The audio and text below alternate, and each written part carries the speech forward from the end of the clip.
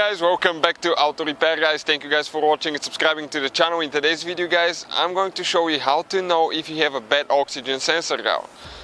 Okay, that's an oxygen sensor, upstream oxygen sensor guys. So stay with us and we'll show you how to know if you have a bad oxygen sensor now. All we will be using, okay, this scanner guys right here. This is very cheap scanner, you can find it listed in the description of the video below. We'll demonstrate guys on Ford and Lincoln vehicles, but the procedure pretty much applies to any car, okay, any car with oxygen sensor past 1996. So let's go ahead, show you how we have the engine light on and we'll show you how to diagnose it now. So we have that Ford Edge guys, Ford Edge with engine light on. We're going to show in just a minute. Let me just poke the scanner guys. Okay, again that scanner could be found listed in the description of the video below. Okay, plug it to the OBD port and before we start diagnosing, okay, I'm gonna show you how the engine light is on.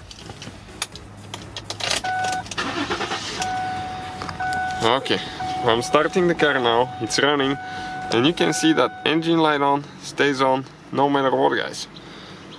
It just stays on. So how we know that we have a bad oxygen sensor? First I'm going to use that cheap scanner guys to scan the system. I'll click diagnose, it's going to connect, it will take a few seconds and after that we're going to read the codes and see the code that we have. We have one code stored in the computer, you can see. Okay, read codes and it says, okay, it's processing the data now. It says P219702 sensor, signal stuck lean, bank 2, sensor 1. Bank 2 guys, this is the second cylinder head, sensor 1 is the upstream oxygen sensor. So we're going to demonstrate today on upstream oxygen sensor how to know if it's good or bad. Downstream is after the catalytic converter, upstream is before the catalytic converter.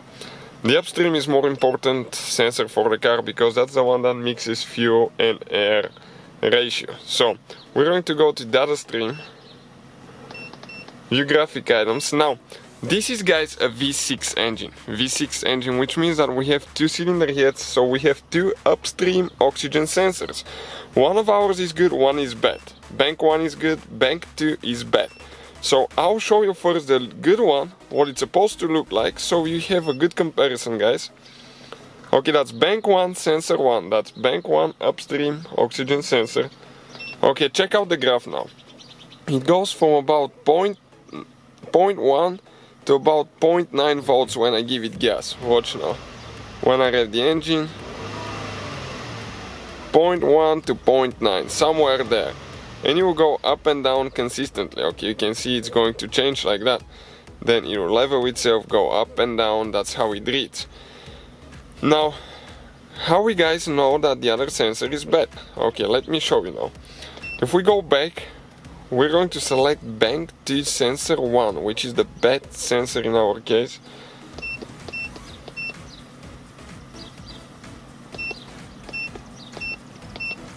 And you can see guys that sensor, okay, the voltage on it, when I rev the car up, okay, let me rev it up, it's going to go only from 0.0 volts all the way to 0.28.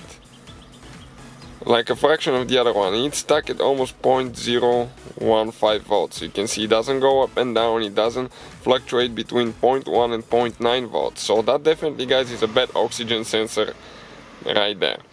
I can go ahead, select both of them at the same time and show you how both of them, they should be acting at the same way. Okay, let me select both of them now.